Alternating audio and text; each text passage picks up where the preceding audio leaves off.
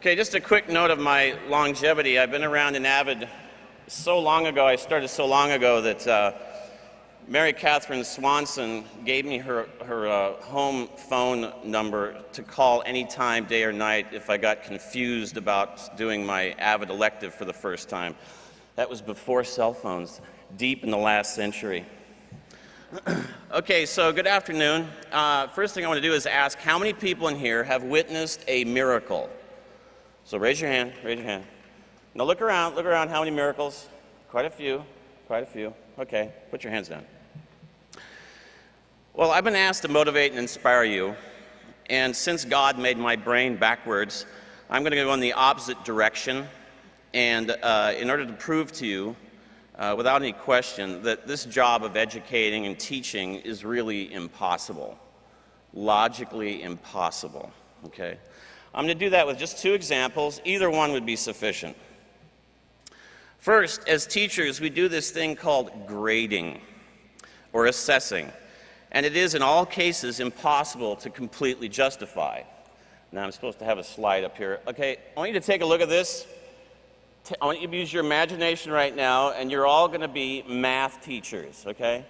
Some of you, this may be a painful time, but it's just for a little while, okay? So you're all math teachers right now.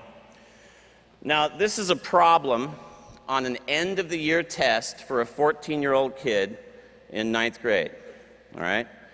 Now, the objective and the standard was decimals, okay? Now, the kid did all the multiplication correctly. All of the addition is correct, right? The numbers at the bottom, those are all the correct numbers, right? But he or she forgot the decimal point. Now, you math teachers, get in math grading stance here, okay? I want you to assign, in your mind, a score to this one test item. Give it a score of 0 points to 9 points. It's worth 9 points, right? So don't discuss it. Don't discuss it with anybody. So I'm going to ask you in a moment to raise your hand for how many points you gave this. And I want you to look around the room and get a feel as to how varied we are in this approach to grading. All right. Ready? Who gave it a 0? It's okay. Raise your hand. Now look around at the hands. Look at those hands. They're probably math teachers. Okay, how many people gave it 2 points? Hardly anybody ever does that. I do this all around the country. How many people gave it 3? Now look around. How many people gave it 4 points? A few more, a few more. How many people gave it 5? Oh, look at the hands going up, 5 points. All those people who gave it 0s are going, what? What? How many people gave it 6 points? Getting more. How many gave it 7? That's the most common answer around the United States. For some reason, it's 7. And they all give different reasons for why they gave it 7. Let's go for 8. Who gave it 8? That's still a lot. All right, my idealist, heartfelt people. Who gave it a 9? Anybody give it a 10? Okay, so you're looking around. Look. The range of scores given by highly educated professionals do not line up. There's kind of a bulge in the beginning. A lot of people give it 0s, and it's 4, 5, 6, 7. Lots of people give them those points. You guys cannot agree on grading one math problem. And this is true all over the United States. No one can agree upon this. Now, I know some of you are probably thinking, well, we have a professional learning community, and we decided that it was important to make sure, blah, blah, blah, blah, and you have a reason why you're giving it a 7 or a 2 or whatever. Keep in mind, many of those professional learning communities that somehow give you authority by making their decisions are really decided usually, aren't they really decided by 1 or 2 kind of loud, tenured teachers? So the decision that you think is a great standard is really based on one person's opinion, right? You guys can't agree on one math problem. So here's what I'm going to challenge you to think about. How would you grade a science project? That's 10 times more complicated than this. How about an essay? All right, the best one. Even worse, how about a group project with a written assignment and an oral presentation? You wouldn't agree. trust me, you wouldn't agree. So, thus it is I must declare that a huge element in teaching is really impossible to justify in your mind. Example number 2, now pay attention, this is kind of interesting and it's very important for you to know as teachers. I just went to a neuroscience conference in Wisconsin this year, and one of the presenters said they took 120 adolescents between 13 and 19 years old, right? They had them play a video game, and in the middle of the video game they flashed 2 photographs of 2 women's faces for less than 1/10 of a second. None of the kids remembered seeing the faces because they were so fast. One face was of a brunette, and she was grimacing like this. All right? The second photograph was a blonde woman with a very neutral expression. So what happened is after they did this, did you see a face? No, I didn't see a face, right? A year later, they bring back the very same 120 kids, and what they did is they took the 2 women's faces, and this time they morphed them together with a computer, right? And this time, they changed the photograph of the brunette. It was the same woman, but they took a picture of her with a calm face. So what they did is you had the calm face of the brunette mixed with the blonde face. So the first photograph, 60% of the picture was the brunette, and 40% was the blonde. Then they had a picture of the blonde, 60% morphing of the blonde's face mixed with 40% of the brunette. They asked the kids to vote yes or no under these pictures. And the kids are going, what? Why? They said, just go with your gut, which, by the way, is the thing that leads you most of the time as a teacher, is your gut, okay? So they asked the kids, okay, just vote yes or no. Every single 120 of those kids voted no under the picture that was mostly the brunette, even though it was disguised, even though she was no longer grimacing. So the point, kids do not forget threats. Their deeper brain, their deeper soul portion of their consciousness does not forget. So I want you to think over the last few years of your teaching, and how many times have you sort of frowned at a kid or had a tone with a kid, and if it's like me, it's probably 1,000 times. But you'll leave an impression on that kid. How many of you have had a kid come up and say, hey, I don't think you like me? And you're going, whoa, where did that come from? Kids are extremely sensitive. They do not forget even what they don't consciously remember, right? So here's the other thing too. There tends to be a tendency in the adolescent brain to look at our opinion of them as either you love me, Mr. Madigan, or you completely hate my guts. There's no in between. You might know some colleagues that have that problem, you know. They see their new vice principal. I don't think he likes me. So teaching is impossible. Really think about it. It's impossible. You are submerged in a challenging underworld of tests and assignments that none of you can grade justifiably, and you're continuously relating with developing, complex, and very sensitive creatures who have brains that never forget anything threatening or negative. On top of this, these adolescents tend to be polar extreme in how they see our opinion of them. Again, they think we either love them or we hate them. Apparently, their brains have not developed enough for interpersonal subtlety, and that's, I'm sure many of us are still struggling with it. And yet, and here's the punchline, in spite of all this and many other impossible challenges in teaching, you actually have done it. You have taught young adults and children. Kids have learned under your care. Kids have grown and have been cared for you and inspired by you. Kids have grown and, and somehow you've graded a ton of work. You have done the impossible. Really. Remember when you first started teaching? I don't know what I'm doing. Right? Think about this. Teaching is the ultimate challenge, really. Spiritually, socially, physically, and intellectually. Now I ask you again, as I did in the beginning, how many of you have witnessed a miracle? Raise your hands. You have done them. So raise your hands, all of you. Raise your hands, okay? As a matter of fact, stand up. Sorry, I'm Catholic. We stand and sit a lot. Repeat after me. And by the way, if you actually try to mean this, it actually will become meaningful. It's a weird loop now. If you actually try to make this meaningful for you, it can actually have an effect. All right, so repeat after me. I am a miracle worker. I have done and will do the impossible. Okay, sit down.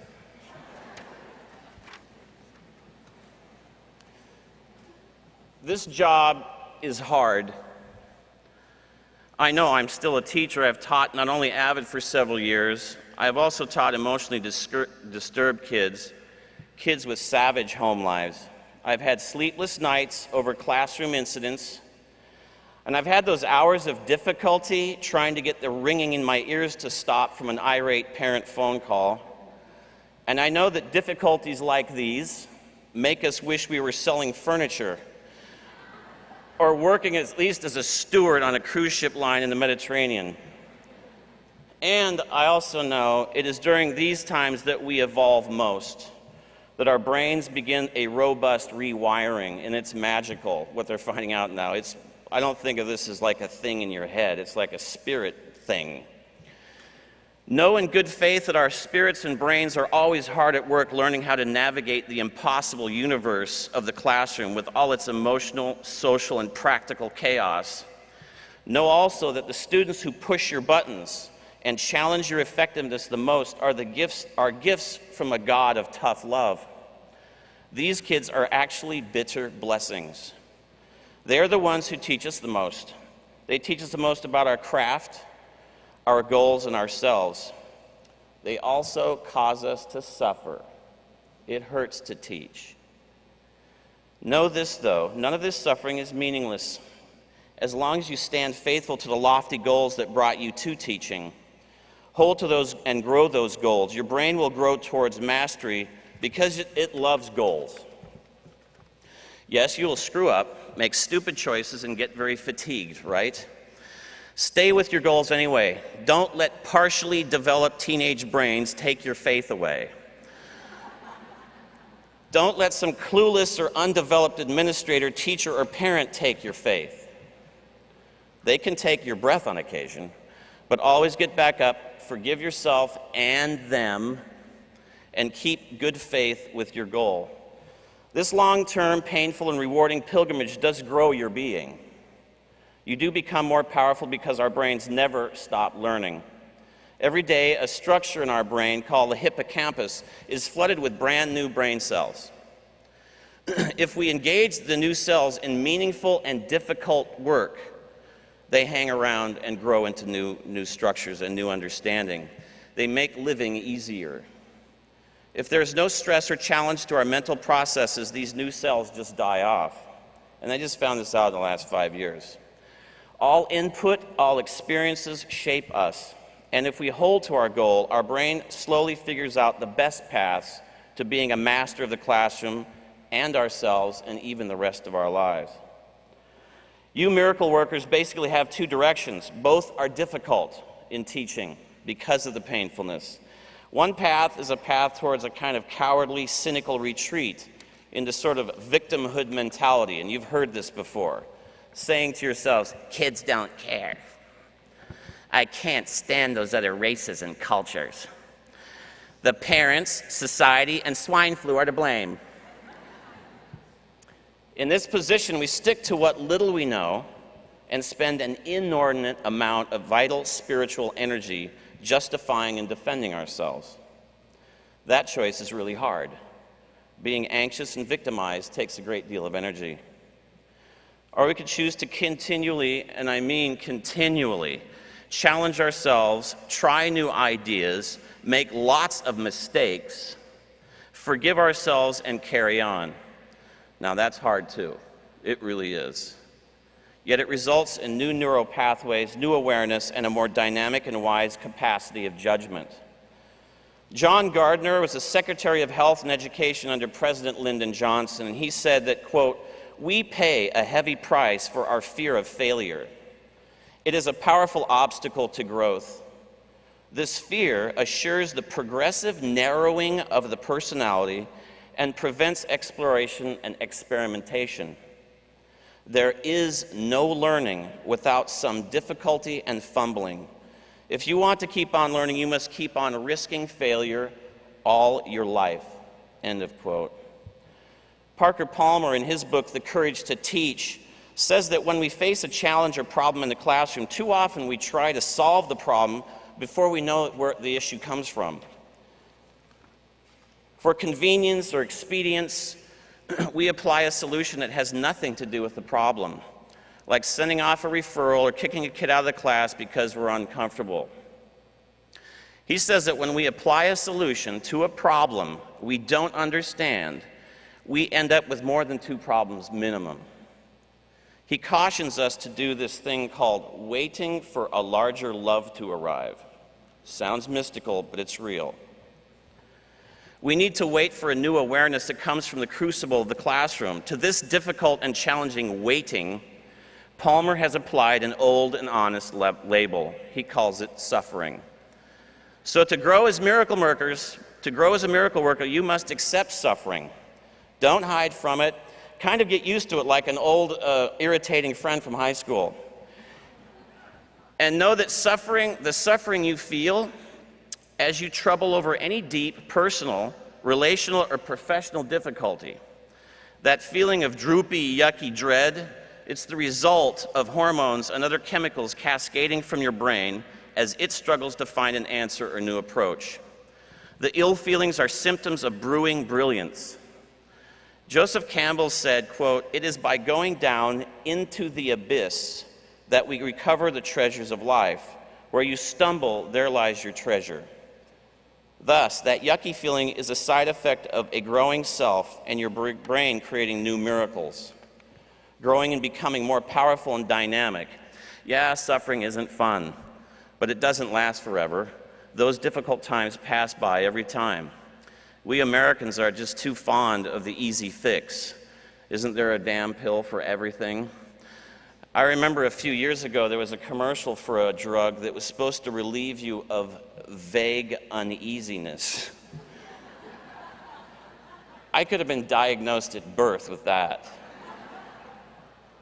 My God, I certainly could have been diagnosed. Well, a very well-regarded motivational speaker named Chin-Ying Chu goes around talking to Fortune 500 companies, helping them weather the current economic mess. And she says, quote, without strength to endure the crisis, one will not see the opportunity within. It is within the process of endurance that opportunity reveals itself. She's right. And I would add that opportunity does not just reveal itself. Your brain, specifically the right hemisphere, creates opportunity or finds out where it is. And it does it in your sleep. Remember that every time you wade into challenge, every time your brain grows and finds new ways to feel, think, and act. The miracle between your ears will also help you solve the impossible math problem from earlier, and your brain will also slowly show you how to do the most difficult task in the classroom, motivating and inspiring children. So remember, the classroom is not a place where only the kids learn, but you do too.